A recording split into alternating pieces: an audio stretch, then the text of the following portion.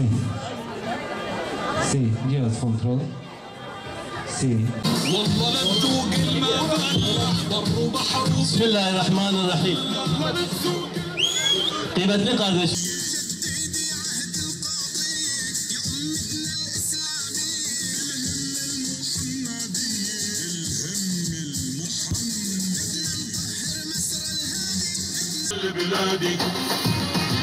Sì, ah.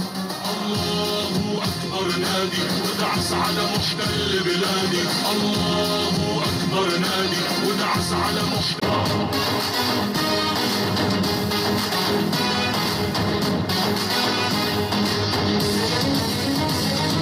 احشد واجمع يا محتل صف جنودك والنخبة مخيم على الأرض بتعمل زلزال تحت جنودك والأرطال. تطلع لك خطوة بخطوة جرب بجنين تفوت بعد المرة ما تجرب.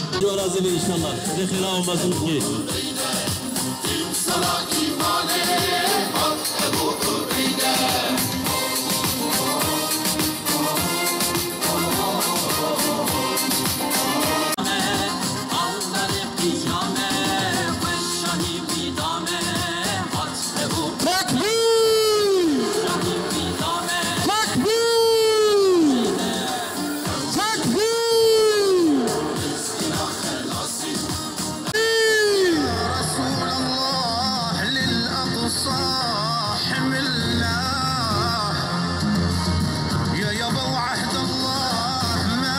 Mübarek be.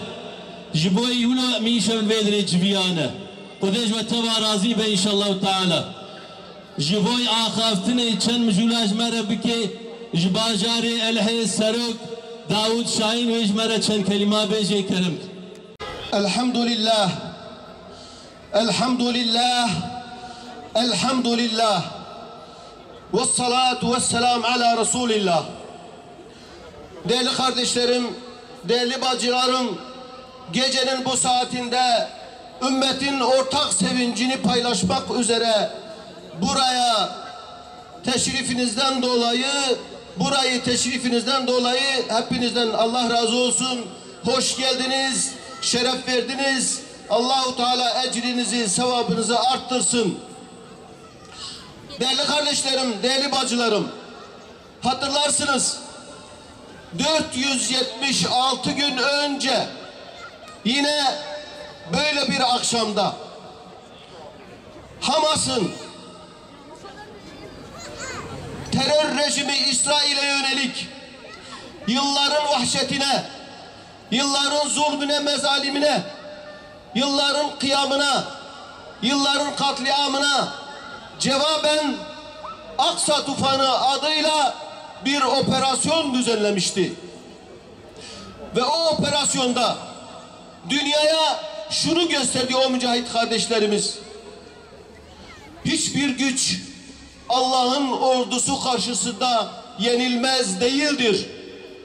Diz çökmez değildir. Mağlup olmaz değildir. Belki İsrail, belki Amerika, belki dünya emperyalizmi kendisini böyle gösteriyor olabilir. Ama bakın karşılarında şehadeti saadet bilen, şehadeti kurtuluş bilen, şehadeti cennet bilen ordu karşısında, Müslümanlar karşısında kolaylıkla hezimete uğrayabilirler, kolaylıkla mağlubiyet yaşayabilirler diye gösterdiler. Rabbimize şükürler olsun. 476 gündür bu mücadele devam ediyor. Ve takdir edersiniz ki ve bütün dünya şahitlik etti. Bütün dünya bir yana sadece cihad ruhunu anlamış, cihad ruhunu iyi okumuş, Kur'an-ı Kerim'in cihad yönünü iyi anlamış bir avuç Müslüman bir yana. Maalesef bu süreç zarfında İslam ümmetinin liderleri, İslam ümmetinin halklarına liderlik yapan, yöneticilik yapan yöneticiler bu sınavda rezil oldular, başarısız oldular. Fakat buna mukabil cihadı saadet ve kurtuluş bilen, yerlere serilen, İsrail terör rejiminin ayakları altına serilen İslam ümmetinin izzetini bu Gazze'li kardeşlerimiz, Hamas, El-Kassam ve diğer cihadi gruplar ayaklarının altından aldı, baş üstüne koydu, başımıza tac etti ve dünyaya bir fotoğraf çekti. İslam cihadı varsa, İslami cihat varsa küfür zelildir. Küfür yenilmeye mahkumdur.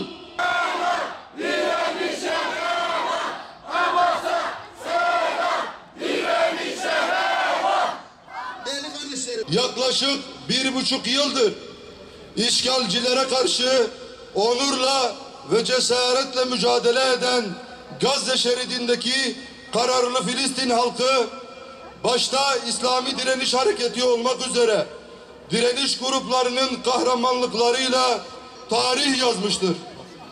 Bu zafer sadece müzakere masasında değil, cihat meydanında canlarını ortaya koyan mücahitlerin fedakarlıklarıyla kazanılmıştır.